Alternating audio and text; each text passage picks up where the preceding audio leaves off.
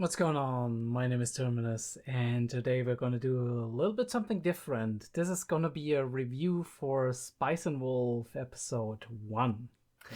Yeah, there's a new Spice and Wolf anime, and I couldn't be more excited, to be honest. Spice and Wolf is one of my favorite series, like one of my favorite light novel series too. I haven't read it in a while, and I have never finished it actually, but it's always been one of my like comfort my comfort light novels, and I do actually have 90% of the volumes. Just some of the like side colors volumes I do not have. Very excited that there's a new anime adaptation. I've been waiting for some kind of adaptation. I would have wished that it might have been a continuation of the previous anime, right? Although the anime did a couple of things different back in the day from the light novel. But apparently we're starting new, so I'm very excited and curious to see what's different and what's new, and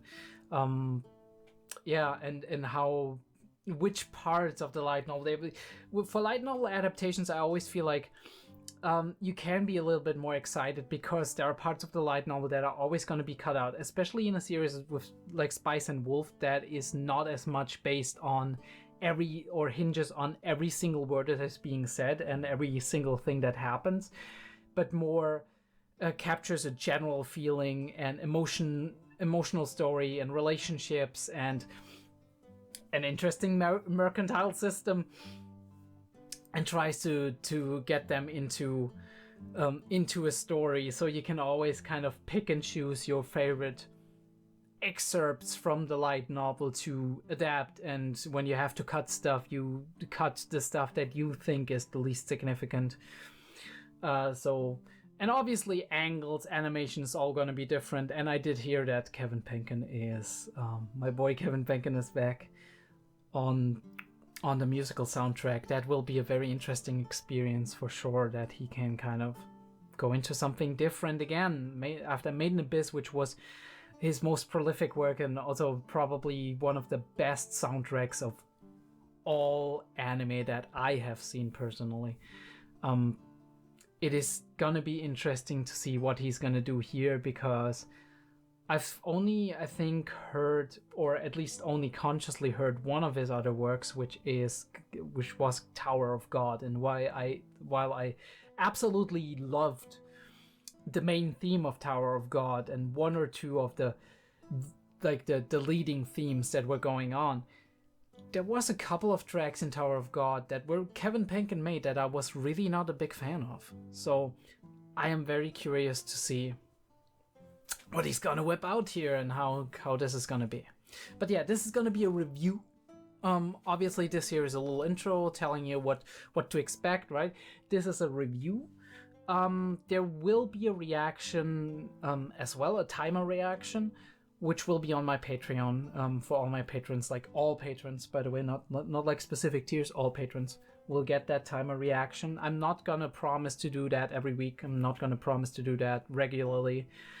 You'll have to see how much time I do have and if I can do that, but timer reactions are less time consuming, and as such you're gonna get a timer reaction of Spice and Wolf as a little thank you for supporting me, to go along with my review. And other than that, I'm probably just gonna watch the Spice and Wolf now, and we'll be back with the discussion / review of it in just a second. So I'll see you there.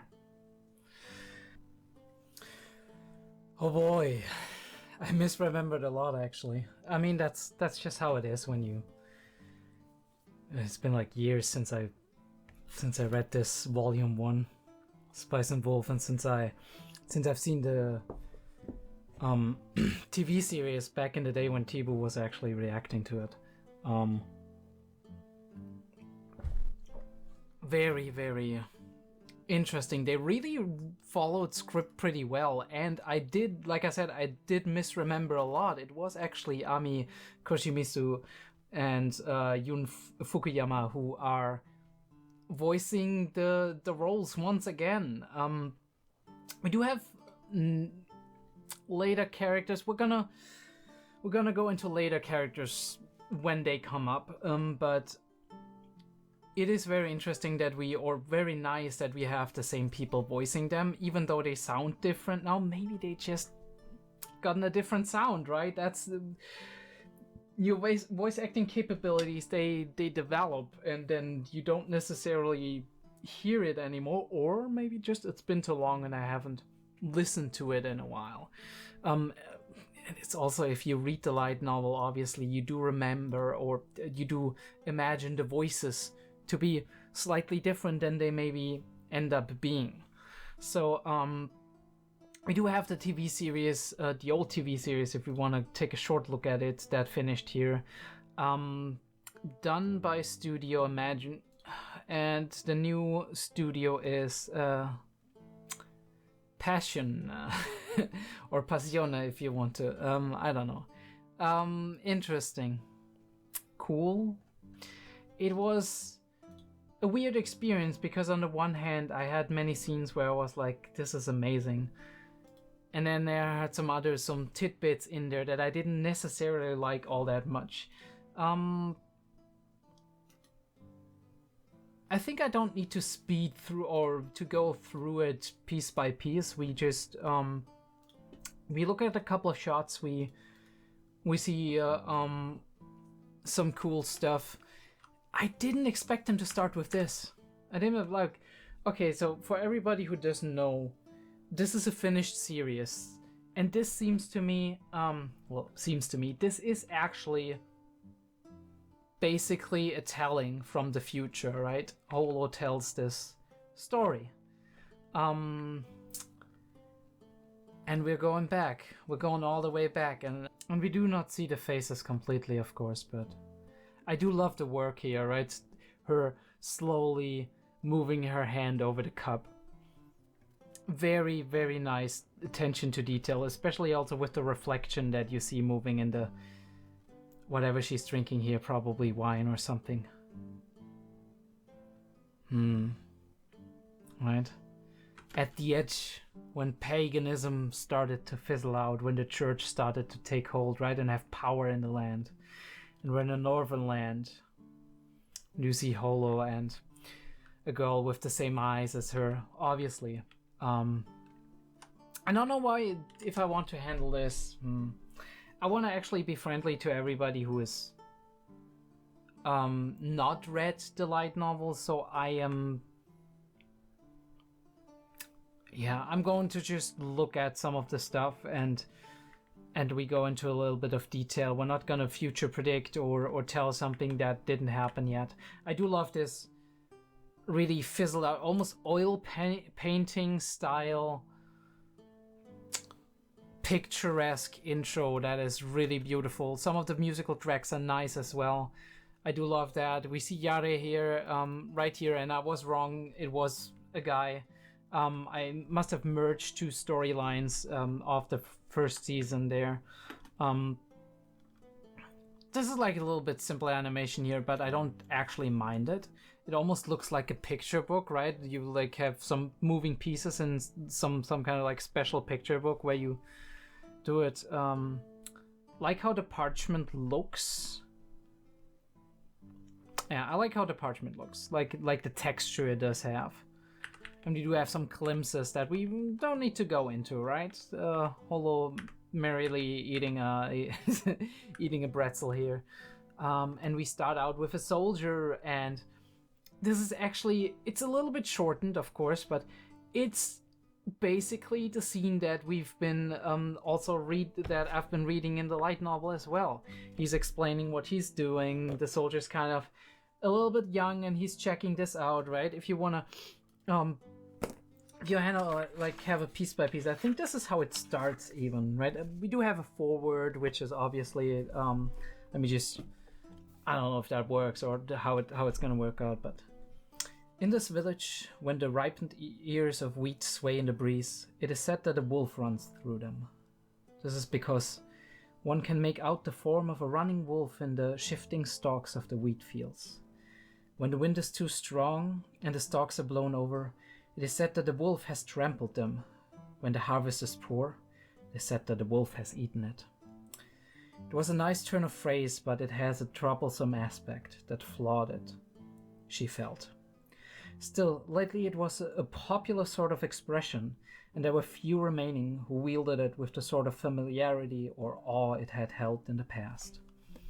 Although the autumn sky that was visible between the swaying stalks of wheat had not changed in hundreds of years, conditions below the sky had indeed changed.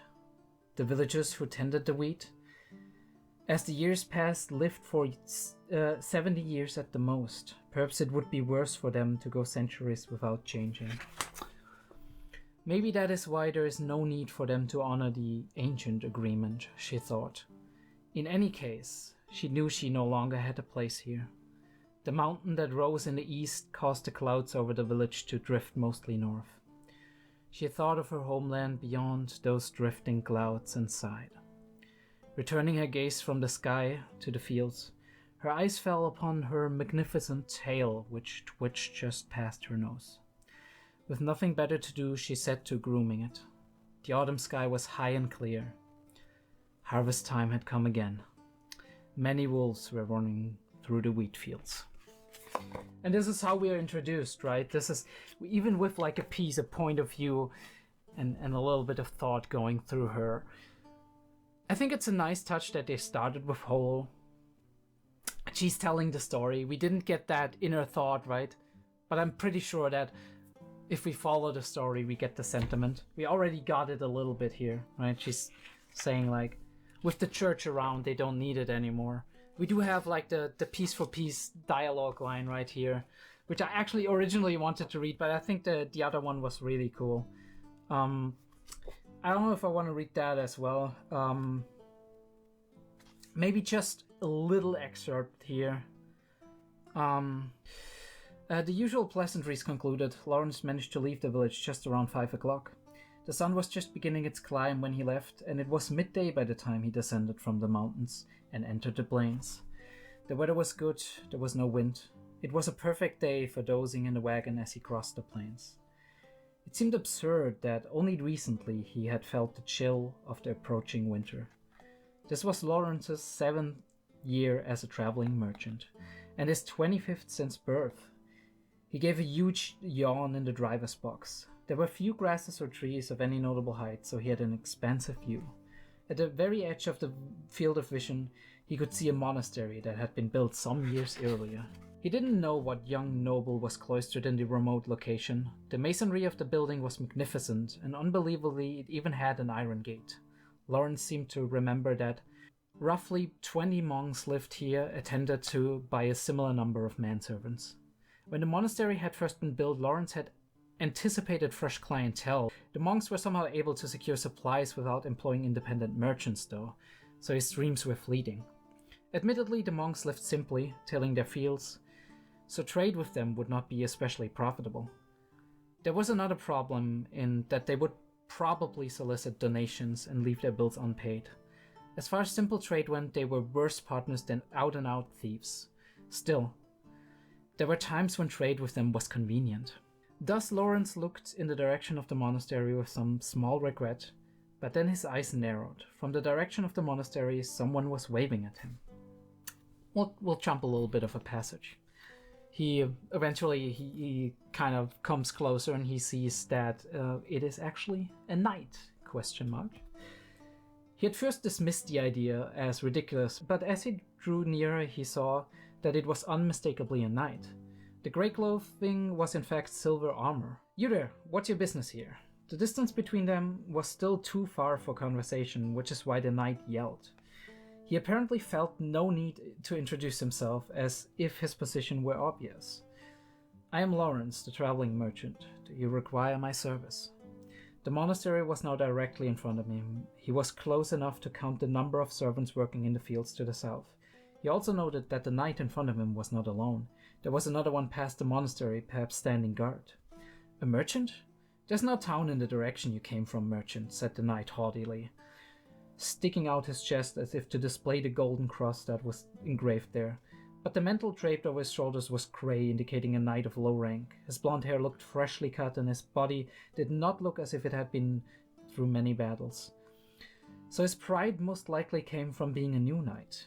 It was important to deal with such men carefully. They tended to be excitable. So instead of replying, Lawrence took a letter pouch out of his breast pocket and slowly undid the twine that held it closed. Inside were candies made of crystallized honey. He plucked one out and popped it in his mouth, then offered the open bag to the knight. Care for one? Said the knight, hesitating momentarily before his desire for the sweet candy won out. Still, perhaps because of his position as a knight, a considerable amount of time passed between his initial nod and when he actually reached out and took the honey drop. A half day's travel east of here, there's a small village in the mountains. I was trading salt there. Ah, I see. You've loaded in your cart. Salt as well? No, but first, look, said Lawrence, turning around and removing the tarp that covered his load, revealing a bundle of magnificent marten pelts. A year's salary of the night before him was paltry compared with its worth. And this? Ah, this is wheat I received from the village. The sheaf of wheat in the corner of the mountain of firs had been harvested in the village where Lawrence had traded his salt. It was hardy in cold weather, and it resisted insects. He planned to sell it to the northwest where crops had sustained heavy frost damage. Very well, you may pass. It was a strange way of speaking for someone who'd summoned him over so high-handedly earlier, but if Lawrence were to meekly say yes sir now, a fine merchant he'd be. So what occasions your post here, Sir Knight? The knight's brow knitted in consternation at the question and furrowed still deeper as he glanced at the bag of honey drops. He was well and truly caught now. Lawrence undid the bag's string closure and plucked out another sweet, giving it to the knight. Delicious. I should thank you. The knight was being reasonable. Lawrence inclined his head gratefully, using his best trader's smile. The monks have caught wind of a pagan festival that's approaching. Does the increased guard, do you know of anything of that festival? If his face had betrayed any hint of his disappointment at the explanation, calling it a third-rate performance would have been generous. So Lawrence only affected a pained expression and answered, "Sadly, I know nothing." This was of course a lie, but the knight was just as mistaken, so there was nothing for it. Perhaps it truly is being held in secret then. Pagans are a cowardly lot after all. The knight was so mistaken it was amusing, but Lawrence merely agreed and took his leave. The knight nodded and thanked him again for his honey drops. Undoubtedly, they had been delicious. Most of a knight's money went to equipment and lodging. Even an apprentice cobbler lived a better life. It had surely been a long time since the knight had eaten anything sweet. Not that Lawrence had any intention of giving him another piece. Still, a pagan festival, they say, Lawrence repeated the knight's words to himself once the monastery was behind him. Lawrence had an inkling of what the knight was talking about. Actually, anyone from this area would know about it. But it was no pagan festival. For one thing, true pagans were farther north or farther east. The festival that happened here was hardly something one needed knights to guard against. It was a simple harvest festival of the sort to be found nearly anywhere. True, this area's festival was somewhat grander than the typical celebration, which is probably why the monastery was keeping an eye on it and reporting to the city. The church had long been unable to keep control over the area, which undoubtedly made it all the more nervous about goings-on. Indeed, the church had been eager to hold inquisitions and convert heathens, and clashes between natural philosophers and theologians in the city were far from rare. The time when the church could command the populace unconditional submission was vanishing. The dignity of the institution was beginning to crumble. Even if the inhabitants of the city said nothing, all were gradually beginning to realize it. In fact, the Pope had recently had to petition the monarchs of several nations for funds when tithes had come in below expectations. Such a tale would have been preposterous even 10 years before. Thus the church was desperate to gain its authority. "Business everywhere will suffer," said Lawrence with a rueful smile, popping another honey drop into his mouth. Alright, I mean, I'm probably not gonna show or have all of the things I was reading over here. I think I'll leave it at the one excerpt. Either way, it's very interesting how they really managed to do it piece by piece, and I do hope that the way it sounded, right, when I started the excerpt and when I read it, I hope it comes across that way.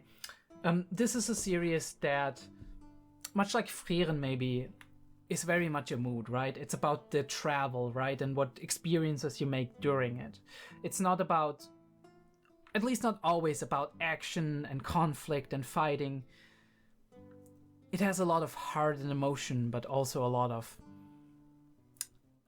emptiness, but not the cold kind of emptiness, more the warm kind of emptiness that you pass on a summer's day, right? When the wind slowly breezes through your hair. It's very comforting to watch. It's very comforting to read. And I do hope they can recreate this kind of atmosphere that the show was, and that the light novel in its original form was going for. We do have some CGI, it doesn't bother me that much, as long as we capture the big moments. And I think one of the big moments in the first episode was most definitely this one, where Lawrence discovers Holo for the first time. Maybe we can read that next time when I do the review.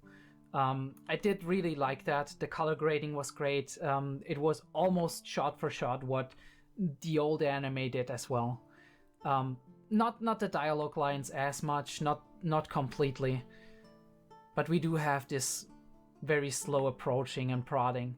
Holo being very forward, right, and it definitely taking Lawrence here off his guard, because he's a young man. He's not used to the company of women, especially not if they're naked in your cart, right? That is something. But obviously he's suspicious, right? He has his little merchant stagger pointing it out. And she's very uncaring, right? Not uncaring, she's very unimpressed by it. She's playful, and obviously she's very proud as well. And obviously, like, I mean, if you think about wolves, they're proud creatures, at least they seem that way. And if you have a great wolf, Holo the Wise Wolf, as she calls herself, but he isn't believing it, right? Because it is something that you wouldn't believe in a normal ass society. This is not like a fantasy anime. This is not a fantasy land where elves exist and magical creatures. This is a normal ass land where hunters go hunt wild boar and stag and whatever, where the church is starting to fail in these times, getting less and less donations because people don't buy their shit as much anymore, right? And they're trying to keep control with, like, still being tied to the state to a degree, and they're afraid of paganism to the north. Yeah, but it's a normal time, right? Pretty grounded. I do love these shots of the sky, like of the open sky and the moon, and the way she tilts her head over there. It's not quite a shaft tilt, but it's great shot. Might make that a thumbnail. I don't know if that flies with YouTube. Put myself in front of it. That's fine.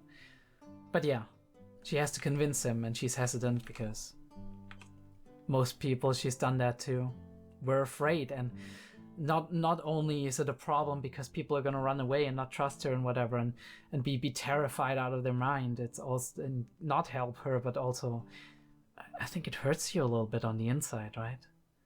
That even though you were talking normally to them for a second here, just being normal, whatever, suddenly they think you're a demon or some shit. Yeah, I mean, this is how it is. I have a little talk with an old buddy, reminiscing about old times when we just started out as merchants, and when the village was still small, not being able to sell to anyone because the lord back then had the taxes so high.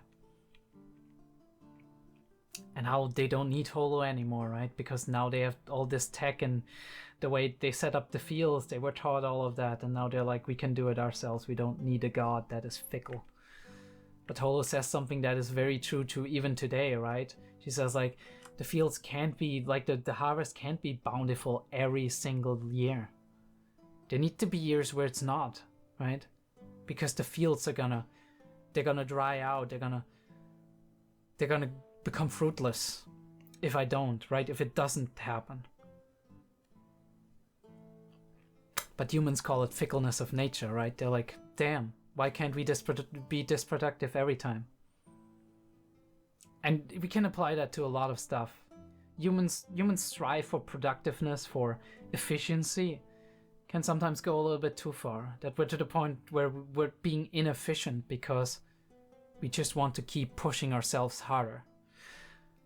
But sometimes you need to rest, right? You need, and our earth, our land, it also needs rest. We do have that problem a lot in today's modern society.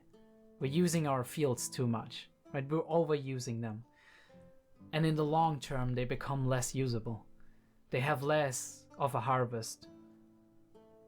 Doesn't matter how much shit we put into the ground, right? With how much chemicals or whatever, or what clever tricks we use in the end. If it's gonna erode the fields, it's gonna erode the fields. But yeah, and she wants north, she wants home. It's time for her to leave. She feels like she isn't needed or wanted anymore. And Lawrence with his sheet of wheat, he allows her to do that because this is the rules apparently. I mean, it's right, it's superstition, but it's the rules. Maybe it was in the contract, and that's. I mean, how does she get into the wheat, right? It wasn't big enough to hold her. There's something magical and supernatural going on, but we knew that already when she supposedly turned into a wolf. We didn't see it, but I'm sure we're gonna see it at some point. The lovely outfit here. Actually, we do have that, well, on the cover, but also in the book itself, we can see it. Right here. And they hit it well. Wearing his clothes, being like, that's mine now. And she knows how to dangle him. How to dangle him around her finger already. Very, very proud creature. Very, very beautiful, very proud. Yeah. And mischievous, definitely. We see that from the beginning on. I do like some of the moments that, like, the eyes are beautiful, I think. Like, the art style, gotta get used to it. I really love the old art style, but this is what's modern these days, and I don't hate it. Just some of it is a little bit too shiny for me. I do like how they draw the environment around it, though. Again, I said like an oil, not oil, but like a painting, right? Oil or aquarelle or whatever you want to use. And we take a bow on it. We have the picture book ending, which is definitely inspired from the last one, like from the old anime. But yeah, that was Spice and Wolf, episode 1. Nice, absolutely nice. And I do think I'll hang like the other atmosphere. Like I'm probably gonna do it this way, that I'm gonna cut some of the excerpts I was reading, and I'm gonna put like the full thing behind just as a little extra. But yeah, I might also not do it. I don't know. If you did like this review, we're gonna go more. I mean, obviously, so far we can't do that much. I'm hopefully optimistic about the series. I think it can be something really beautiful or something really nice, and it can bring Spice and Wolf, which is a wonderful, wonderful story, to more people who haven't seen it, because it's been a while since the anime aired. It's been a while since the light novel finished. There's 17 volumes of Spice and Wolf. Go get it. It's amazing to read, really. It's better than most light novels I've read. Maybe not better than some of the novels I've read, right? I mean, if you read Lord of the Rings or whatever, I think Tolkien is just amazing with his like lyrical, the way he spins words. But this is good too, right? Even with like in the translated version, Izuna, who is a woman, I think she was a woman, yeah. Izuna Hazakura. Get the light novel. Enjoy it, because it's amazing. yeah, if you did enjoy this review, leave me a like and subscribe to the channel for more. I might be doing more of these reviews depending on how well they do. Other than that, check out the links in the description. Discord, Patreon for my other series. And if you really want to see the reaction, like I said, I've read the light novel, so I know what happens generally.